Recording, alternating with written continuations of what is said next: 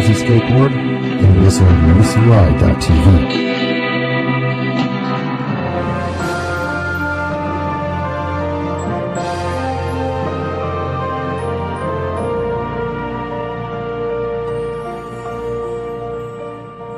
I have seen the torch of freedom pass from hand to yearning hand, and the vision of our fathers spread hope throughout this land, as the dreams some fought and died for in my heart becomes my own. I will strive to keep her promise, America, my home. America, America, may God bless America, and freedom reign across America, my home. From the shorelines to the prairies, to the cities great and small, we have reaped the fruits of justice and liberty for all.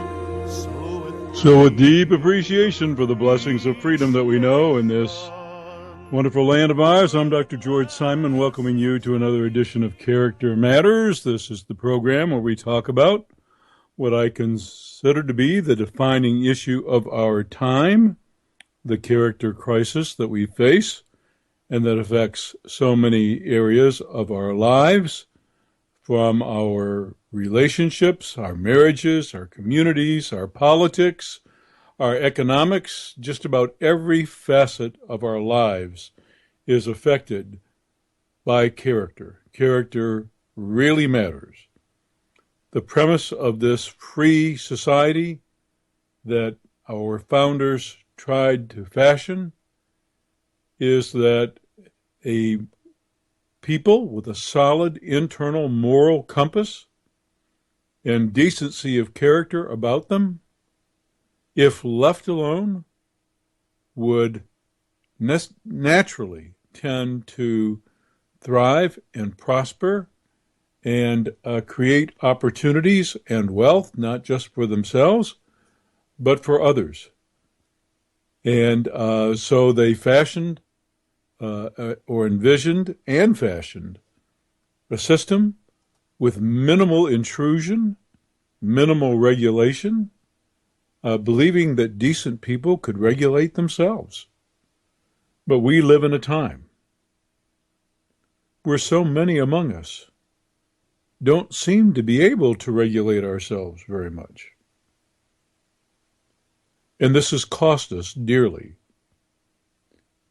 It's not just cost us in the way of troubled relationships, failed marriages, problems on Wall Street and in the streets. It's not just cost us there. It's costing us our freedoms. Because every time we see another instance of people without the ability to self-regulate, the government wants to step in and try to legislate the morality that needs to belong inside the human soul. And it just doesn't work. As a matter of fact, the only thing it does, the only thing all these rules and regulations have done, is to impinge upon the freedoms of decent-minded folks. And we can't keep doing this. This is a point that I made in my workshops, a point that I make in my books, In Sheep's Clothing, Understanding and Dealing with Manipulative People, considered to be the defining work on manipulation. Character Disturbance, The Phenomenon of Our Age, my other book, the more in-depth study of all the disturbed characters among us. A great read, by the way, much more comprehensive book than In Sheep's Clothing. And also my book for the Christian faith community, The Judas Syndrome, about how the power of faith can really save. And lastly, my book, How Did We End Up Here, with Kathy Armistead, a book for those who have been in toxic relationships or in the midst of a toxic relationship or at the end of one and have been trying to figure things out, wondering not only how they got here as an individual within this relationship, how it happened, how a person that they once thought hung the moon, how a relationship that seemed to hold so much promise ended up going so terribly wrong, and what they can do to prevent it from happening again. But also trying to understand what's happened to us as a society and how we've gotten to where we are. And it's a topic that I've been writing about on my blog at manipulative-people.com, a series of articles previewing my forthcoming book, again with Kathy Armistead, The 10 Commandments of Character, an absolutely necessary book for our time. But one, I'm afraid, is hung up a bit longer in modification than I thought it might otherwise be. So my apologies. Actually, it's kind of hurting me also because I really wanted to have this book ready to go for the workshops that I've been doing. And by the way, next week I will be in Springfield, Missouri on Wednesday.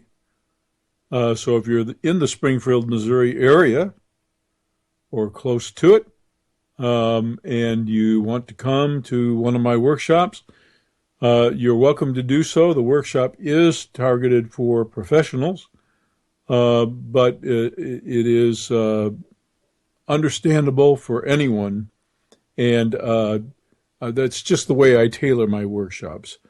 I do them in plain English. I want to get to the basics because basically understanding the phenomenon of our age is adopting a whole new framework for understanding the problems of our time. And so I'll be in Springfield on Wednesday, and then Thursday I'll be in Tulsa, Oklahoma. So if you're anywhere near the Tulsa, Oklahoma area and you want to attend, that would be great. I'm not sure what the deal is with Tulsa.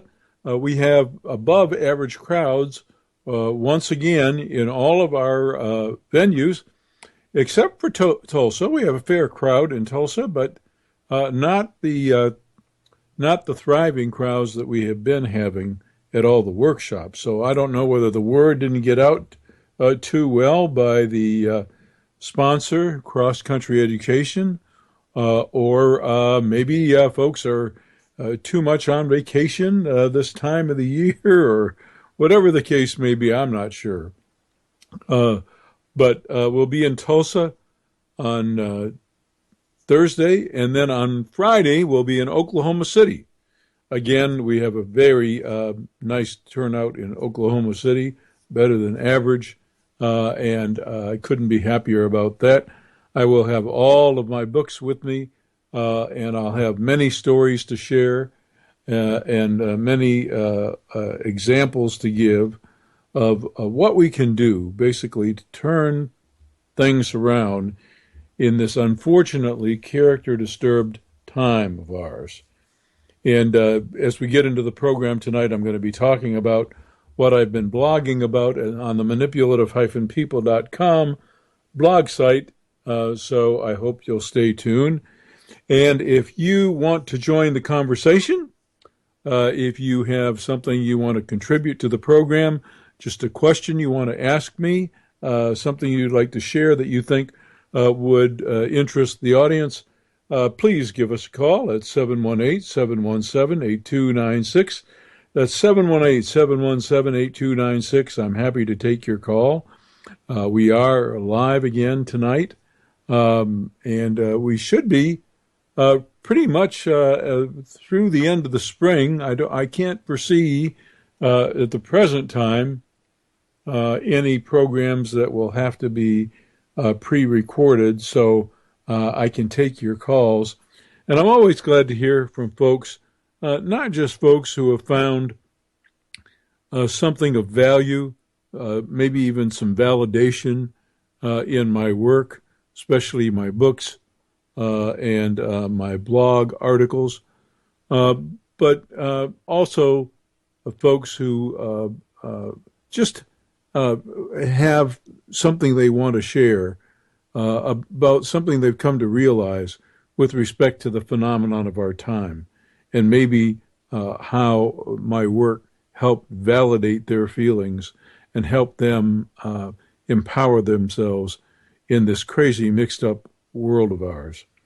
I also want to say something about the song that you hear playing at the beginning and the end of the program, America, My Home. This inspirational piece is a product of my wife and I, our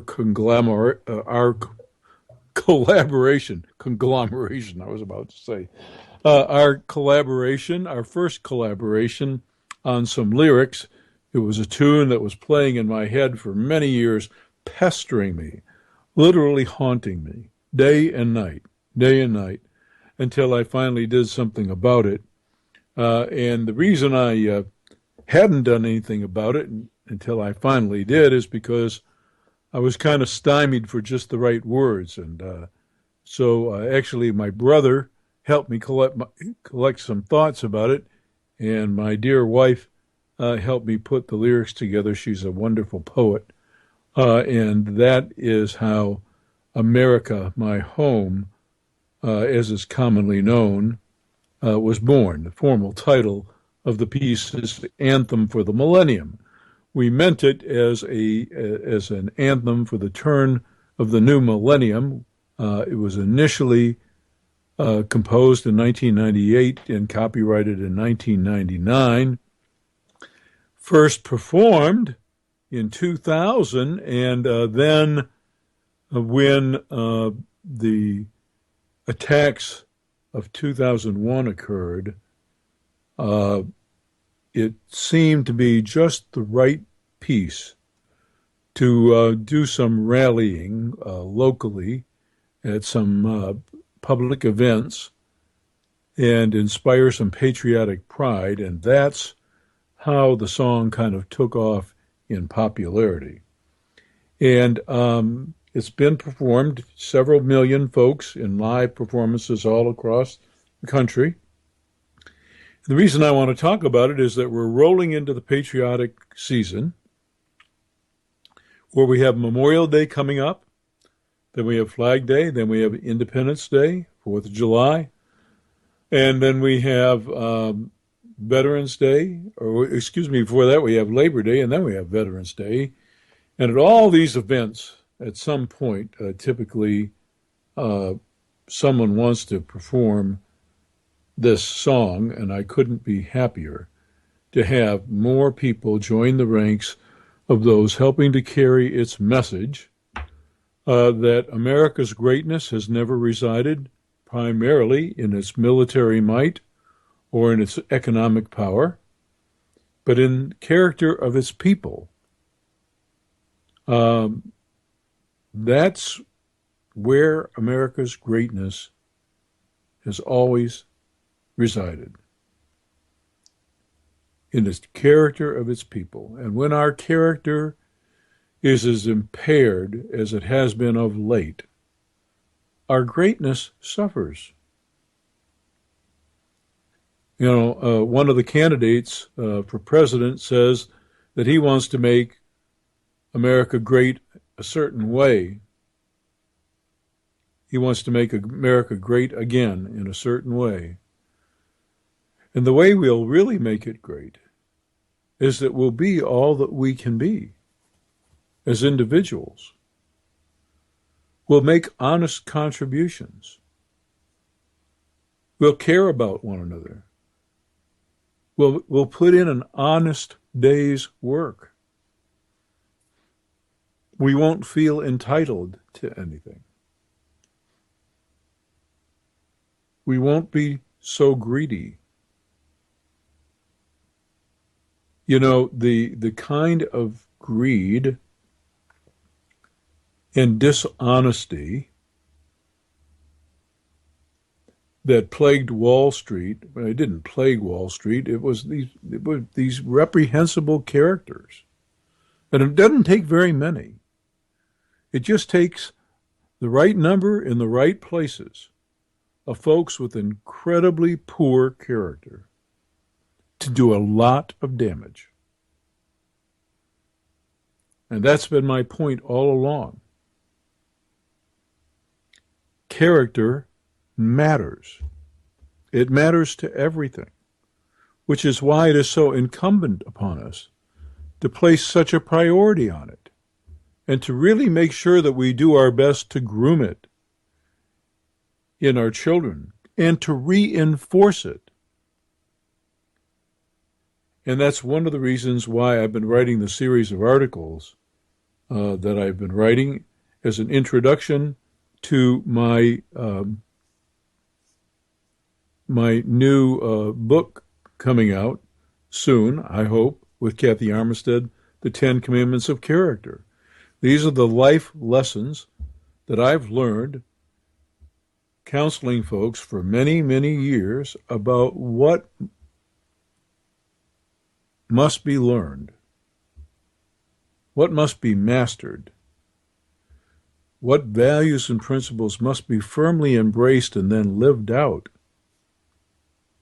in order for the person, for any individual, to have the integrity of character to make a meaningful contribution, to help build a society of real strength and greatness.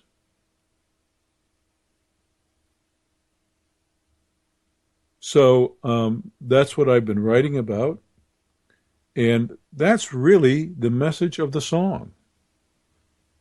That's really the message of the song that you hear. I know it's a patriotic piece, but its message is just as I said before. America's greatness is not in its military might or its economic power. America's greatness has always resided in the character of its people.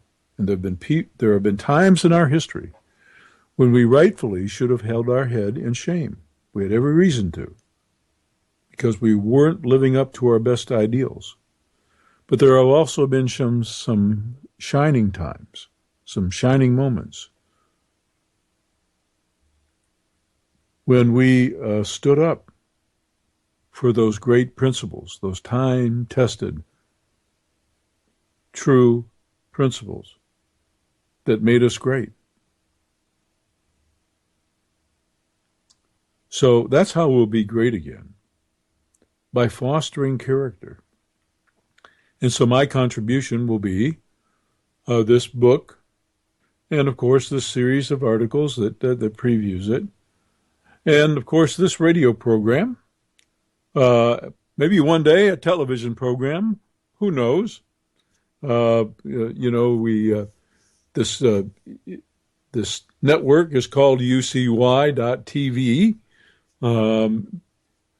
Eventually, we hope, this will be full service live television. But for right now, we're radio only.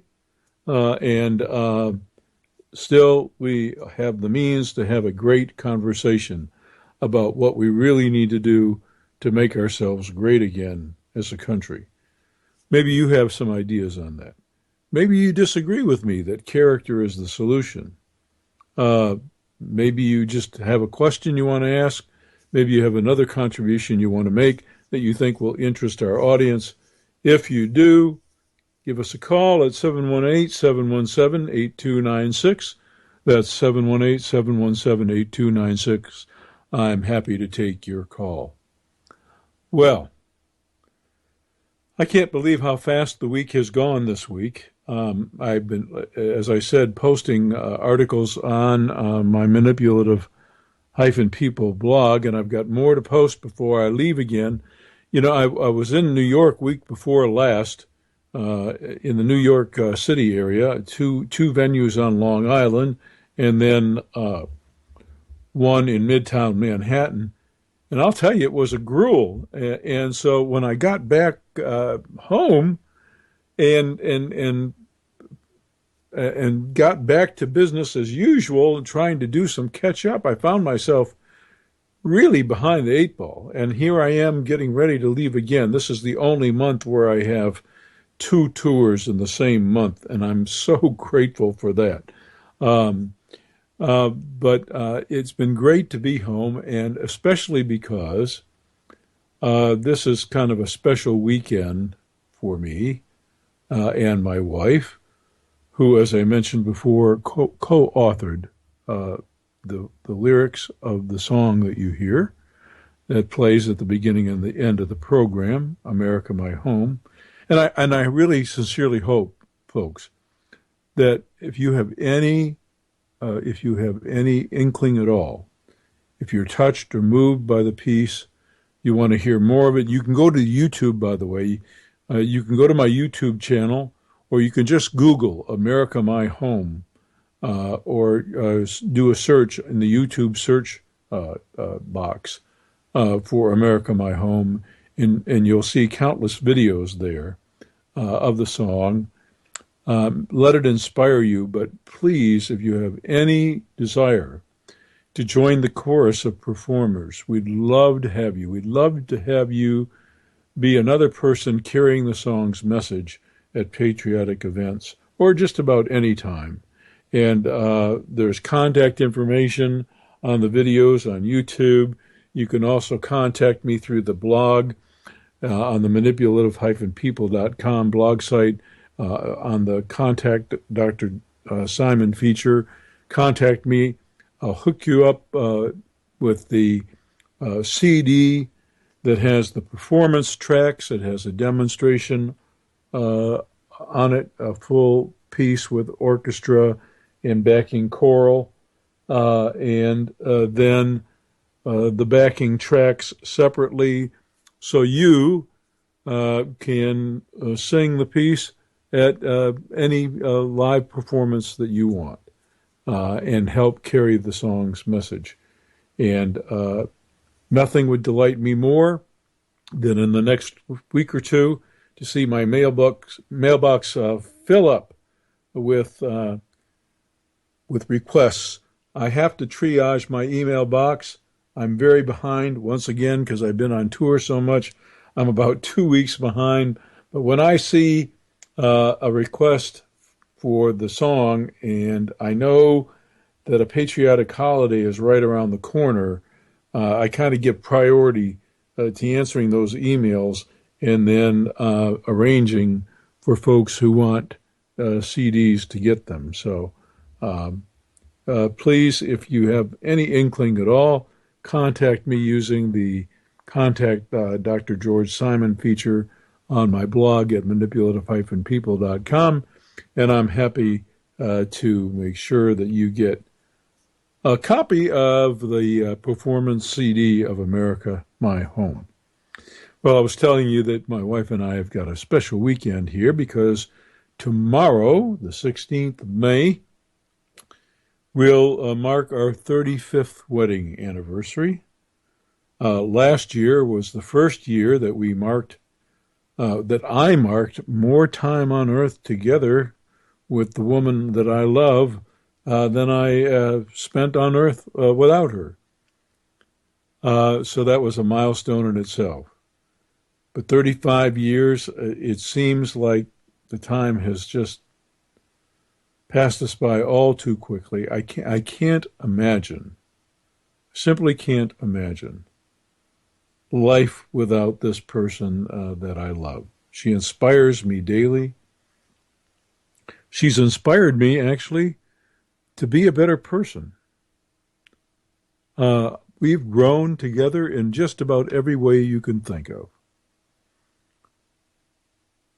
We've grown together. We've matured in personality, in character. We're not the same people. And it was our love for one another. It's our love for one another that I credit, and our commitment to each other that I credit for that growth in character. You know, time has honored us with these traditions. And marriage is an interesting institution. Society has always had various traditions and institutions designed. These institutions and traditions are designed to help shape people, and especially to help shape people's character. But marriage has a very interesting history. It wasn't always the kind of institution that we eventually fashioned it to be as a vehicle for personal growth and development and the bedrock foundation of community, because it is the essential component of a healthy family. Families are the little micro factories of character development. You know, there's that book titled All I Needed to Know I Learned in Kindergarten. There's a certain amount of truth to that, because, you know, you do have to learn some social things, some social lessons in a wider scope. But I will tell you that everything I really needed to know about life and about the core values that will carry you through life, I learned at home. And it's unfortunate today that our children witness so much discord, so much inadequate or poor parental role modeling, so much hypocrisy when it comes to core values. Parents who tell their children, do as I say, not as I do. You know, don't use alcohol even though you see me drunk. Don't bully others even though you see me physically abuse you.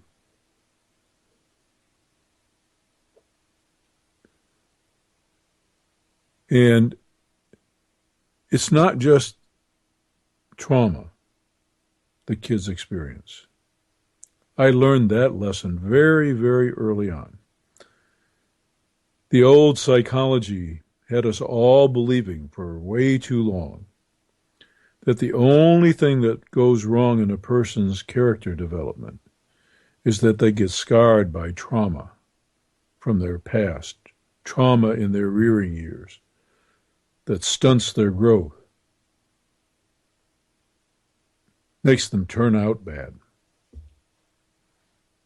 And I learned, sadly, very early on, that the real dilemma of our time is not so much what bad things happen to individuals. Bad things certainly do happen to some individuals, and it's a tragedy when it does. But the more insidious monster sometimes is what doesn't happen, what young folks don't get in the way of positive guidance and direction.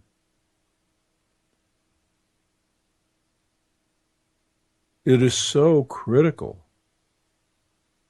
We're the only species on the planet that takes so long in our social education to be able to function adaptively among our peers. 24 hours a day, 7 days a week, week after week, year after year for many, many, many years of social functioning training. We're the only creatures that that's true for. Our character development is paramount. It affects everything.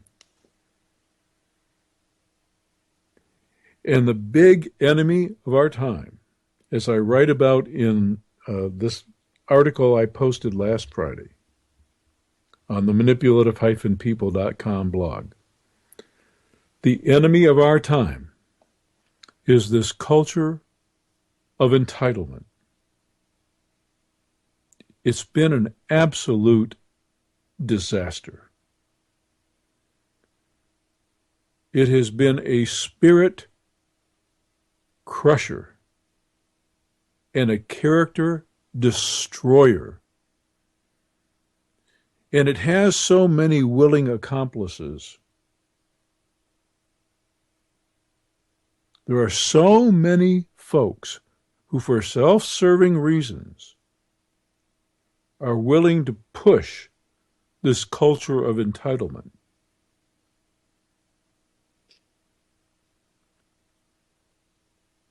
But it is the single biggest factor in the destruction of so many of us as far as our moral character is concerned. And so, in the articles that I have been writing over the past couple of weeks on the manipulative-people.com blog site, I have been expounding upon and giving a preview of the material coming out in my soon-to-be released book with Kathy Armistead, The 10 Commandments of Character. And in this book, we talk about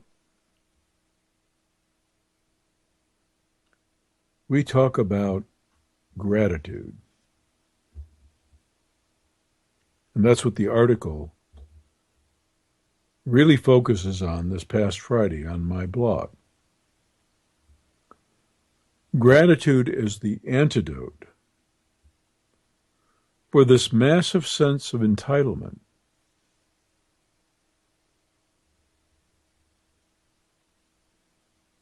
You know, there's been a lot of research,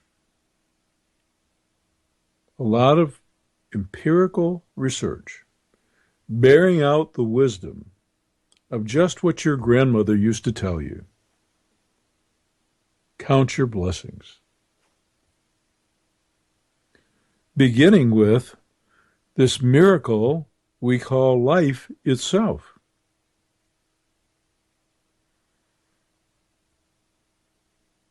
None of us earned any of this. This life we enjoy, I know we didn't ask for it. I hear that from some people who have had a tough row to hoe in life. When you ask such folks who are experiencing tough times to find room in their heart for some gratitude, they will tell you, well, I didn't ask for any of this.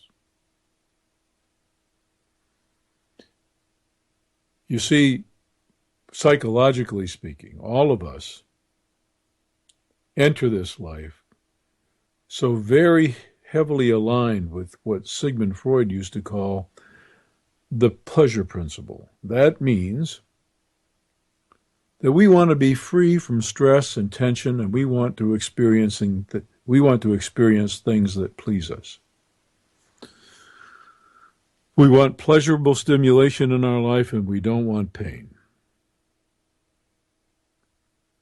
And our alignment with that principle psychologically is even stronger than our commitment to life itself, which is why when we're born and we're separated from that wonderful nurturing environment that we all start out in, where every need is taken care of, and all life's energies flow to us through the good graces of our mother's body, we're happy and content. And then what happens? We're thrust out into this cold, cruel world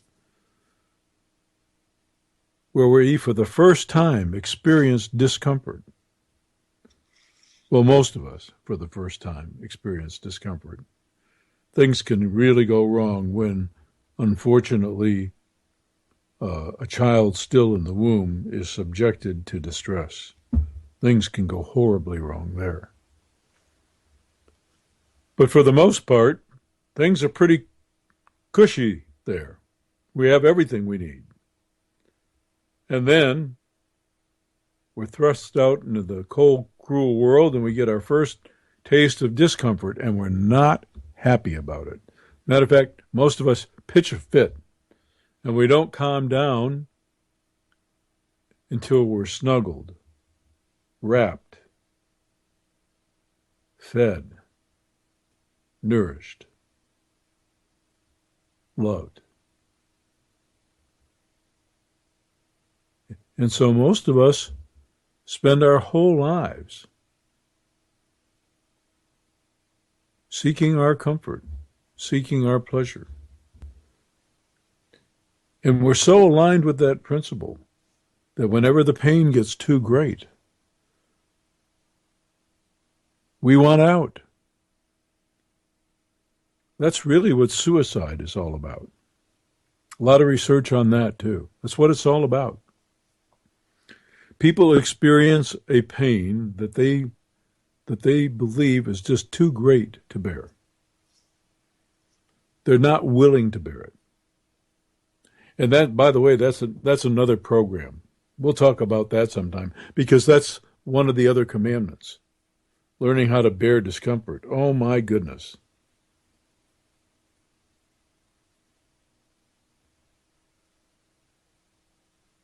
So,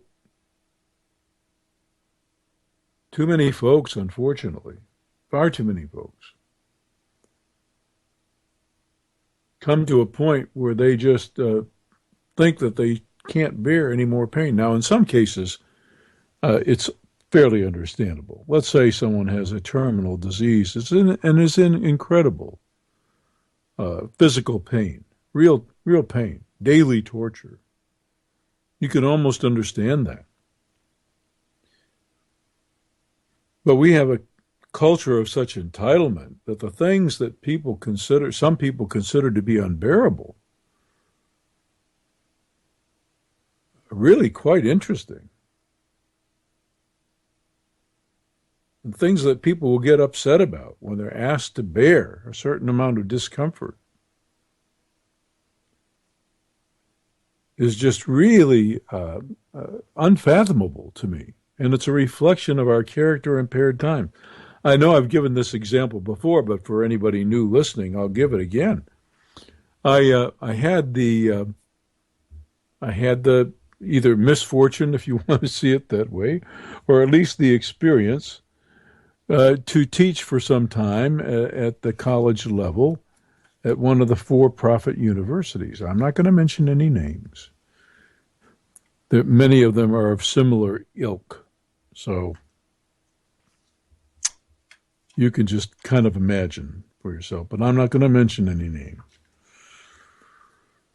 But I did some teaching in one of these institutions, and let me tell you, the work demand on the students was virtually non-existent. You know, this was you pay your money, which, by the way, here's another indication of our character impaired times.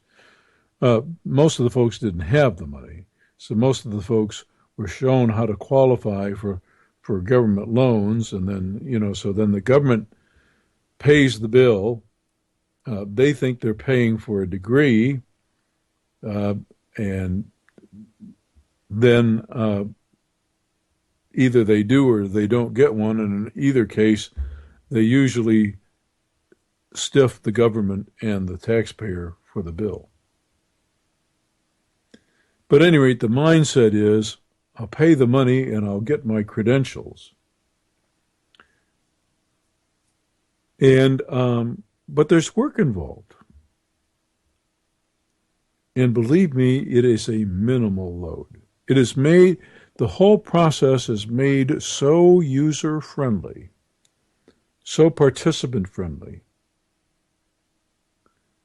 that all you really have to do, many times, is go online, read some material. The material's always available to you. So if you want to pass tests, all you really have to do is keep the material open, like an open book kind of thing, and plug in the right answers. It takes virtually no time at all. That's the entire demand on you. And yet, I had a classroom of individuals, the vast majority of whom were not willing to do even that much. That's the sense of entitlement that I'm talking about. That has dampened our work ethic.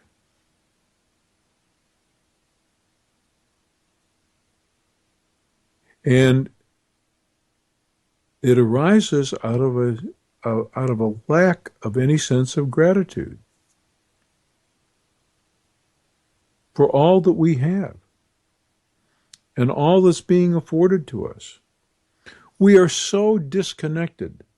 Most folks growing up are so disconnected from what it took in the way of human toil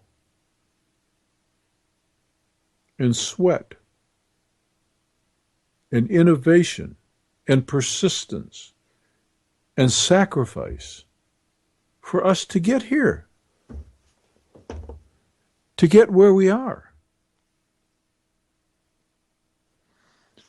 I know you've all heard stories, your parents, maybe your grandparents have told stories about how they had it. The point is that without appreciation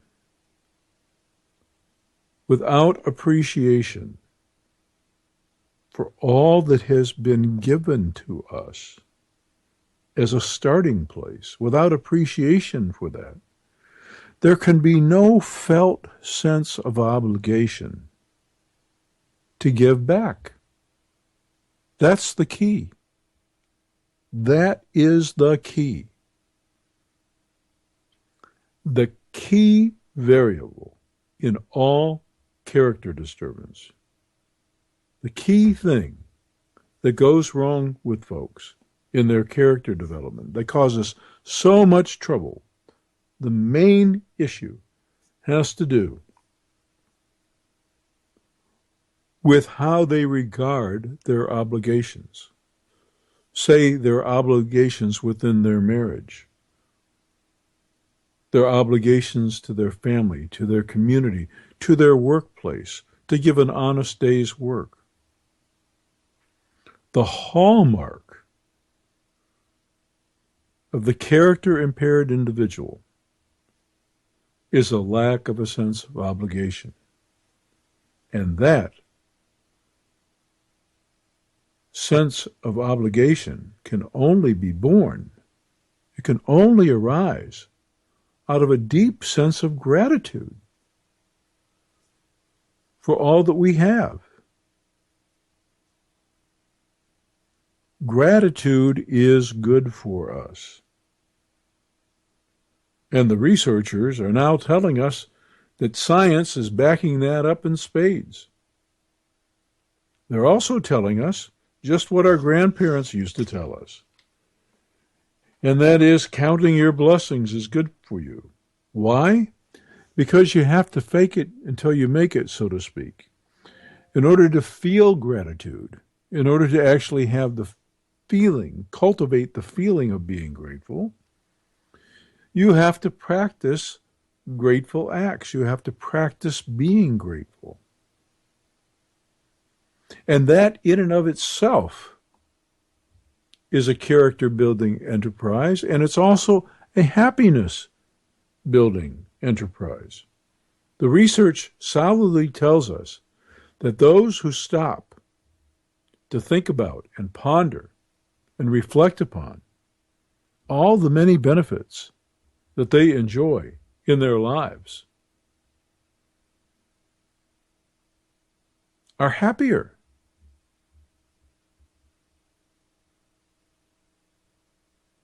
There's hard science to that. I wish I could convince more people of that.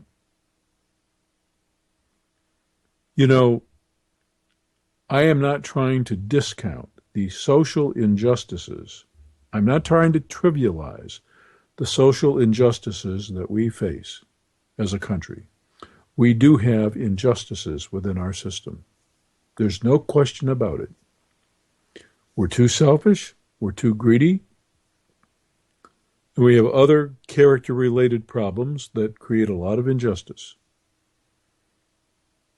There's still prejudice, racism, still a lot of negativity out there, fostering a lot of social injustice. So I'm not trivializing that. But in our country, because of what's been built, even the poorest among us enjoy a quality of living most of the time. There are exceptions, but most of the time. Enjoy a quality of living that some folks in some third world countries would die to have.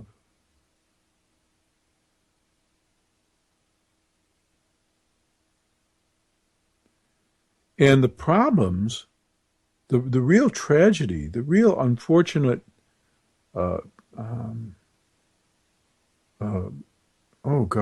really unfortunate trauma that children in our economically depressed environments have to face so many times. Even when it comes to going materially without, has not to do with the lack of availability of goods and services and assistance, but rather the lack of character in primary caregivers.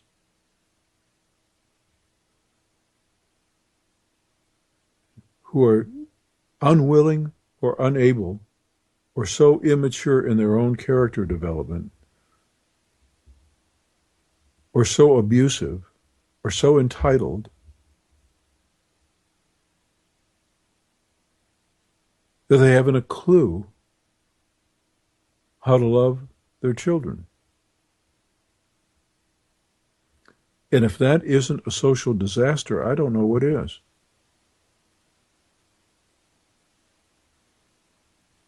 It is not a crime to be without means.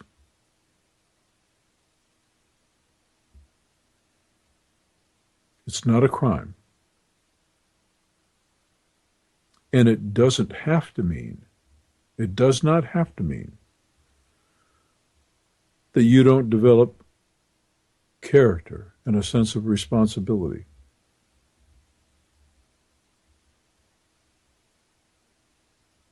Now, I might embarrass one of my sons if he happens to be listening. I have two sons. I'm proud of them both. They've had their struggles, to be sure, each one of them. But they know very well where I and my beautiful bride of 35 years stand on the principles And we try, my wife and I, we try to uphold something that we've learned from hard evidence over the years, the two things that really matter for instilling good character in children. One is that you got to love them unconditionally, and they got to know that. They've got to know that above and beyond all else, you really care about their welfare. We're not talking about the sentiment of love. We're talking about the real empathic caring and concern for the welfare of another. They've got to know that. They've got to know that all you really want for them is their surviving, their thriving, and they're succeeding and prospering in life. They've got to know that. That that's all you want for them is the best of everything. And that's got to be unconditional. And it's got to be liberal. You got to heap that on, that kind of love, and no strings. But when it comes to behavior, when it comes to what you will let yourself do in this world, that's got to be conditional. In other words, not everything goes. And our children know exactly where we stand. Now, they might not always agree. Of course, there were those phases of their lives where, nature has kind of built into them an oppositional predisposition to challenge all the principles and whatnot. That's just part of the growing process. But they know clearly where we stand, and they also know that we do our very, very best to model our own adherence to those principles. I said earlier, like that book that is titled All I Needed to Know I Learned in Kindergarten, has truth to it. But all children really need to learn, and all that they really do learn and then carry out with them into the world many times, is what they learn at home. That's where character is forged.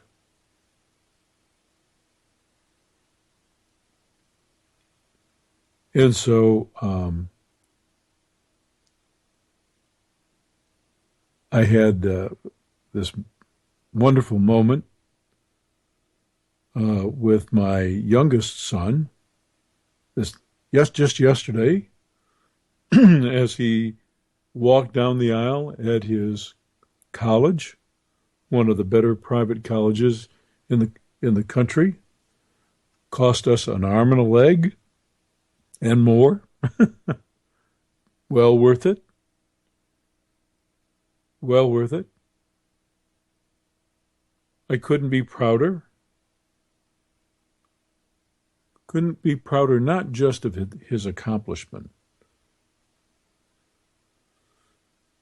but I couldn't have been prouder of the kind of person that I know that he is making of himself. None of us is perfect, but he's really working at it. He's one of those individuals who believes in the importance of character. He knows. He knows how we value it. He knows what our principles are. We've done our best to model them. And we've done our best to not just promote and reinforce them in our upbringing of our children, but to show how to carry them out into everyday life and what the results can be. I said it before, this is a 24-hour a day, 7-day a week, year after year after year for many, many years, 20, 25 years many times, longer than that, process of character education and evolution. We're the only species on the planet that takes that long to learn how to behave ourselves in a social environment, how to build strong, caring communities, how to build the kind of enterprises, how to make things work. It takes a while, and it takes firm dedication to some sound principles. So I'll be talking about them more in the future articles that I write on the blog. The next series of articles for a couple of months will be introductory pieces to this necessary book, as I see it, with Kathy Armistead, our second book together, The 10 Commandments of Character. I hope it will be out at the end of the summer. And I hope that it will find its way into the hands of as many people as possible, because it couldn't be more needed for our time. And I also invite you to mosey on over to the blog at manipulative-people.com. There are some links there to all the books. There are links to, well, there are hundreds of articles, and there are links to other articles. There's also a link to the YouTube videos that I've done that I show snippets from my workshops, so you can get the benefit of that. And also to this song that you're going to be hearing in just a few moments, America, My Home, designed to inspire us to embrace the kinds of values that will make us good people and therefore make us truly great, because that's where our greatness really resides, as I said before. And also make yourself available of my books, In Sheep's Clothing, Understanding and Dealing with Manipulative People, Character Disturbance, the Phenomenon of Our Time, or Phenomenon of Our Age, The Judas Syndrome, and my first book with Kathy Armistead, How Did We End Up Here? And for those of you in Springfield, Missouri, or Tulsa, Oklahoma, or Oklahoma City, I'll be in your area next week, Wednesday in Springfield, Missouri, Thursday in Tulsa, Oklahoma, and Friday in Oklahoma City. So I'll be there doing workshop training for professionals, but all are welcome, so feel free to come by and hear me speak in person. I'll sign some books for you if you wish. And also this program, which I've come to really value, and I've really come to value my audience, who, even when you don't call in, I appreciate when you write me and give me some feedback. And I appreciate it when you tune in. And for those of you willing to carry the song's message, I'd appreciate you contacting me at the manipulative-people.com site using the Contact Dr. Simon feature.